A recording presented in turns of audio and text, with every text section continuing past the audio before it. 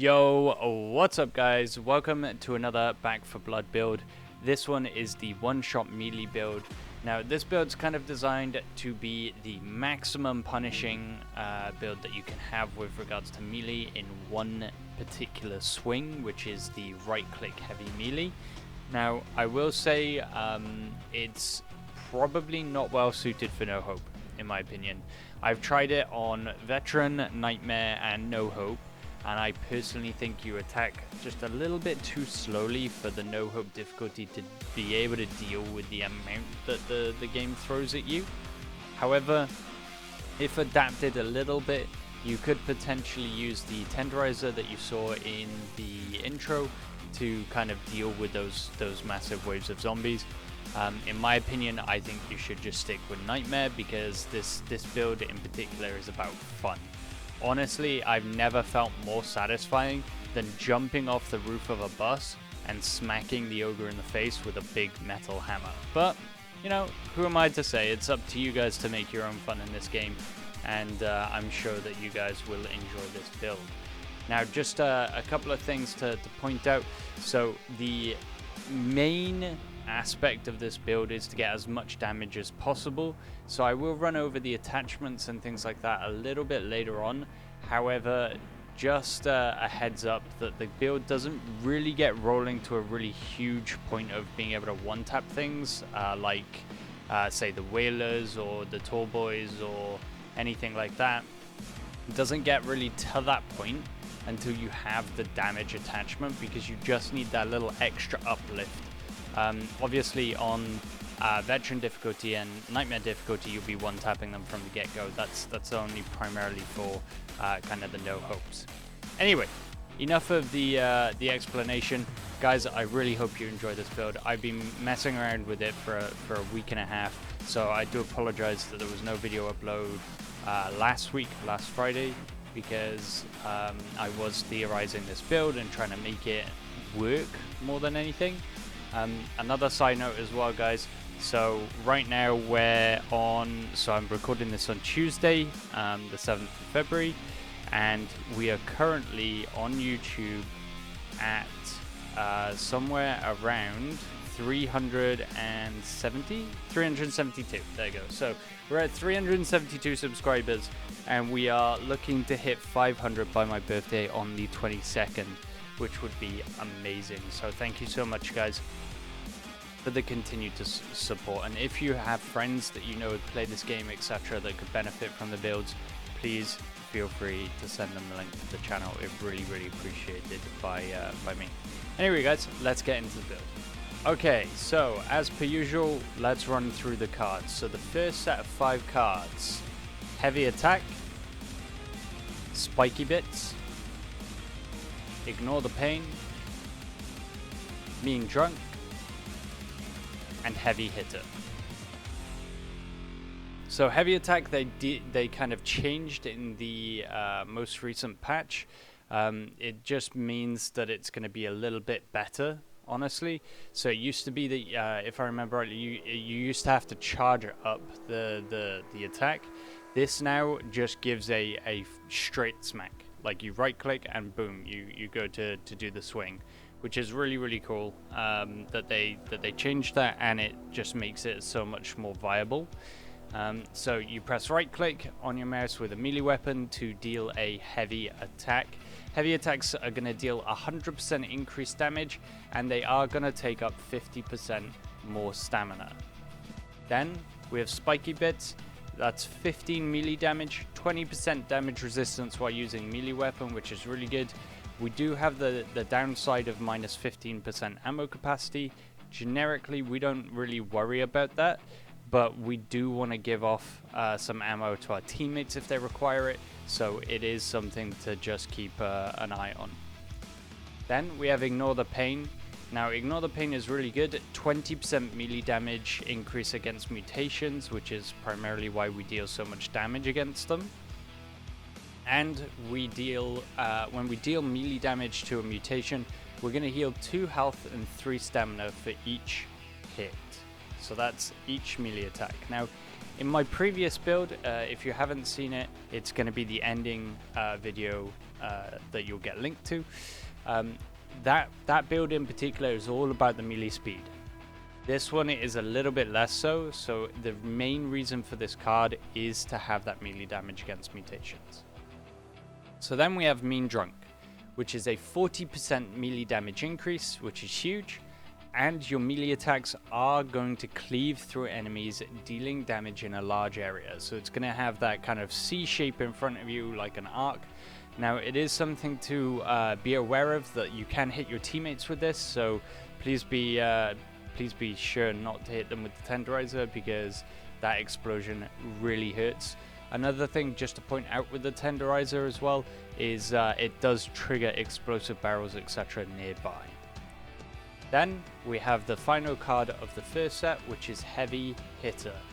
Now Heavy Hitter means that when you hit a ridden for the first time, you will always stumble them the first time you hit them. Now for the lightweight ridden, that doesn't really matter, because you will be guaranteed to be one-hitting every lightweight ridden, especially if you're aiming for the head. The only exception is the armored ones, unless you're using the tenderizer, and it means it does affect all of the mutations too.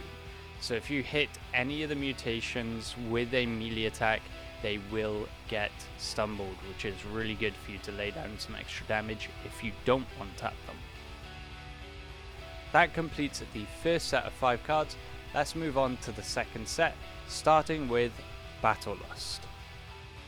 Then we go into Scar Tissue,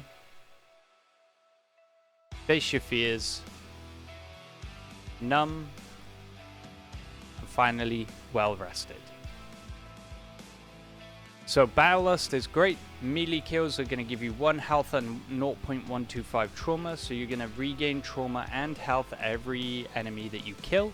This is really good, especially for dealing with those big kind of waves of ridden. If you do cleave through like all of them, you're going to heal a load of health and you're going to heal a load of trauma as well.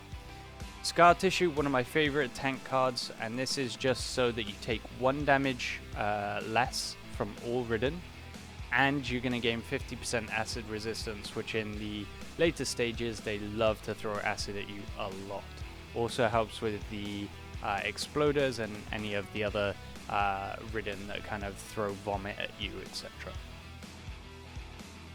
Then we have Face Your Fears. You're going to heal 1 temporary health whenever you kill a ridden within 2.5 meters. This can be substituted for something else, so some damage resistance, etc. I've put it in just for the fact that that 1 temporary health we are going to heal will potentially be the difference between us taking actual true health damage or not actually taking health damage. Then we have Numb. This is a 10% damage resistance while having temporary health. So again, with that kind of health that you're going to gain from killing a wave of ridden in front of you with the 1 melee attack, it is going to apply temporary health, and while that's decaying, you are going to gain a 10% damage resistance. Now again, Face Your Fears and Numb can be kind of substituted out for different cards. So if you're finding stamina regen is not good, if you want some kind of more damage resistance, you can substitute those with things like durable and body armor to help with the damage resistance itself.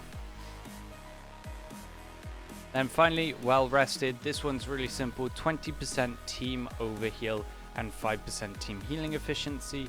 So you're going to heal a little bit more and you do gain a bit of overheal. Now just to point this out, that team overheal or overheal in general, that converts a portion of your healing done beyond your maximum to temporary health.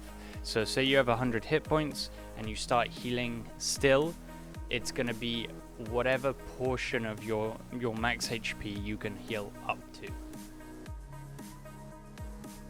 That completes the second set of cards. Let's move on to the third set, the first one being Fit as a Fiddle. Then Durable. Then Compound Interest, Slugger, and finally Brazen. So fit as a fiddle, this is going to be 20% team bolstered health and 5 team health. Bolstered health is the amount beyond your normal maximum health that you can gain as temporary health up to an additional 100%. So basically, your bolstered health is how far you can go with your overheal. Then we have durable, which is 15% trauma resistance, 10 health, and 20% fire resistance, which is really handy. We have compound interest, which is really simple. It's just each cleaner is going to give 5% of their total copper in each safe room. So that just helps with affording those goodies that you want to buy, especially things like attachments for your melee weapons, because when I come on to attachments in a little bit, you can get damage resistance and just damage uplift in general. I would say though, just to point out that you cannot apply any attachments to the tenderizers. You can't apply any attachments to the tenderizer, so you just can't do it. It doesn't work. Then we have Slugger, 5% health, and the things that we care about within this card are the 10% melee stamina efficiency and 20% melee attack speed. And then finally Brazen. Again, the things that we care about in this is the 15% melee stamina efficiency and the 20% melee attack speed. Now the melee attack speed isn't massively beneficial because we are only doing the one big heavy hit. The main one out of that we care about is the melee stamina efficiency. And again, with attachments, I'll talk about that a little bit more later on. But essentially the general gist of it is just to reduce the amount of stamina it takes for you to do a heavy hit with the kind of axe, or in fact any melee weapon that you're using. You definitely want to be going for max damage, so the fire axe is definitely the one for you, but it's just to reduce how much stamina that takes to be able to do the heavy hit. And that's the full set of 15 cards, guys. So again, some of these cards can be swapped out to your taste. So a thing like Face Your Fears, Numb, etc. You could swap those out for different cards that kind of go to your taste. I did it the way that I've done it because it suits my playstyle. So I'm usually in deep with regards to the amount of ridden that I'm attacking, and I just found that was like the best that worked for me. But you can kind of swap those out for something else if you prefer. So let's talk about the attachments that you could use for this build. Now previously in my other build I did go with resonant metals to get the healing. In this particular build I don't think that's a good idea. The fact that you can't kill enough, so when you're doing your heavy melee attacks you can't do it fast enough to wipe out so many things that you out heal the damage.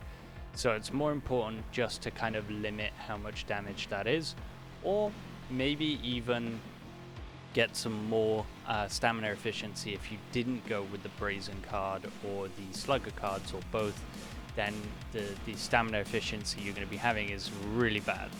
So what I would say is the two attachments that you could add into the material slot for the combat axe, or for the fire axe I should say, sorry, is the aluminium core or the steel reinforcement. And this is again down to your tastes, how you play the game more than anything else. But the aluminium core is going to increase your handling by 5%, and it's going to give you 10% melee stamina efficiency, which is great. At its maximum, that's going to be a 30% melee stamina efficiency, which is huge. And then we have steel reinforcement, which is 7% damage resistance. So that's just standard damage that you're taking. It's not trauma resistance, just FYI.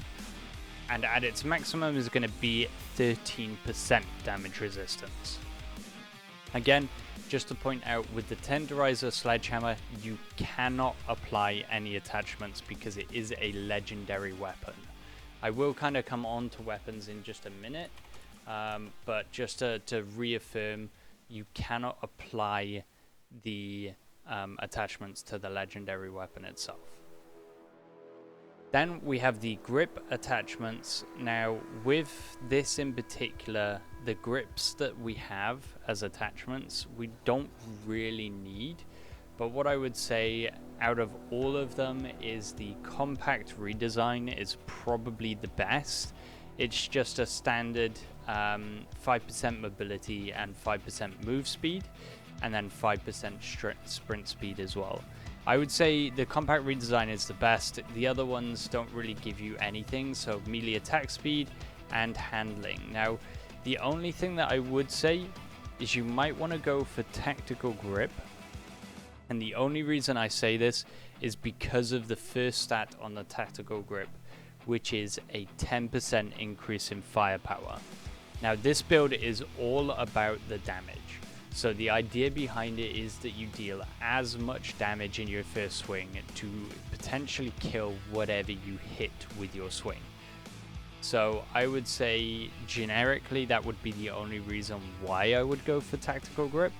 But again, that's down to you as a player. I personally went move speed, but I could see the firepower working out for you as well. Then finally the handguard. Now really there is only one handguard that you want to go, and that is definitely the titanium spikes. The titanium spikes are going to give you 10% firepower increase and 10% damage, and that's at its base. At its maximum, it's going to give you 20% of both, and trust me, I went in fresh on no hope difficulty, and I got the blue titanium spike attachment really luckily on the first box that you get in the first ever safe room, and honestly, you feel the difference so quickly. It's ridiculous. But those are the attachments that I would recommend. So again, just to summarize these for you, so I would suggest going the aluminium core for the material. I would suggest going compact redesign or potentially tactical grip just for the firepower, and then definitely titanium spikes for the last one. Okay, so let's talk about weapons.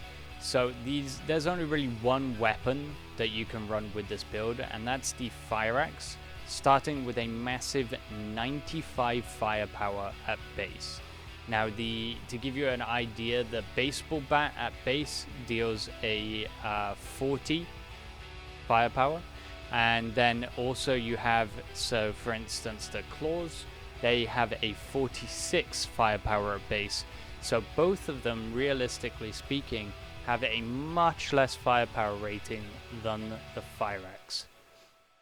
Now, during your adventures, you should be able to find the tenderizer. Now, I will say this is something that was added in as the Tunnels of Terror expansion, so it might not be something you have access to unless you have the DLCs for Back 4 Blood.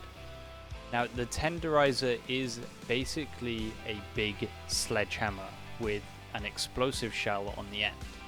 This explosive shell, when you hit it, is going to deal 90 damage in a pretty large area of effect, and it does absolutely obliterate anything in that area. Those are the only two melee weapons you can run with this build, and I would highly recommend, much akin to getting the claws, if you can find a tenderizer. So for instance, if you have a Tala in your team and you can open up the white curse chests, or if you have a ridden hive and you go delving into there, the faster you can get a tenderizer, the faster you are going to be blasting enemies. I was lucky enough to get it on the first level using a Tala. This was the third time that I had run with a Tala on my squad. So on the third occasion when we opened the curse chest, I did get a tenderizer, which allowed me to get the recording for the intro. And what I would say is the tenderizer is just the most fun that you can have in this melee build. It's just ridiculous. You just absolutely annihilate everything in front of you, and again in one shot. So the fire axe or tenderizers, definitely the way to go with regards to melee weapons for this build. Then we have cleaners. Now again, much akin to the fact that there's only really one melee weapon we want to run with this, there is only one cleaner we want to run with this too, and that's primarily because she starts with the weapon that we need, which is Charisse. Now Charisse is really good because of her passives. So whenever she's hitting an armored enemy, she's going to have the chance to be able to make makeshift armor, which is really good. And she gains 25% trauma resistance base. So we'll handle the damage resistance with attachments and also with a little bit of damage resistance in the build maybe. And she will have the extra trauma resistance we need to keep her up. The other thing she gives as well is the extra 25% team bolstered health, which including the card of Fit as a Fiddle that we have in this deck, that's going to be 45% team bolstered health, which means if you do absolutely annihilate a massive group of ridden with a tenderizer, or even with one big melee weapon attack from the fire axe, you are going to gain a lot of health and hopefully be able to heal it to a pretty decent amount over your maximum. So guys, that completes the build and the explanations of attachments, weapons and cleaners. I hope you guys enjoy this build. I personally have been running it and absolutely loving just ripping the ridden apart, especially with the tenderizer. Honestly, it reminds me of the sledgehammer you get in games like Killing Floor 2, where you run up, you right click and you use a explosive shotgun shell to blast the zombies away. And honestly, it's just so satisfying to see, like, say 10 or 12 ridden come flying at you, even armored ones, and when you hit them with the tenderizer, it's just red mist and it's fantastic fun. Anyway guys, that's it from me for this video in particular. Thank you so much for the love and support, and again I will reiterate there is more content coming. I am looking to try and do something with regards to Dark and Darker, as it is Steam Next Fest as of the making this video. It started yesterday, and Dark and Darker has been a game that I've been playing every playtest of. I have also applied for a partnership on, so I am looking to do a video kind of explaining the core concepts and things like that. So if that is something that you are interested in, please let me know in the comments. I will see you in the next video. Peace out, guys.